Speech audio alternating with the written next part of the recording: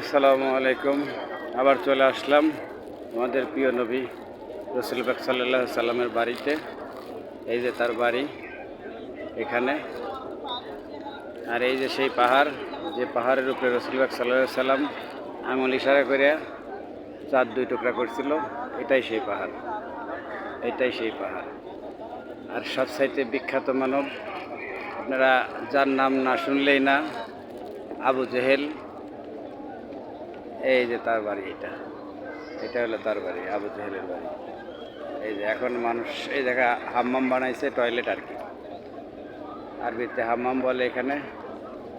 ঠিক আছে, আমরা বলি বাথরুম অথবা টয়লেট। এইটা,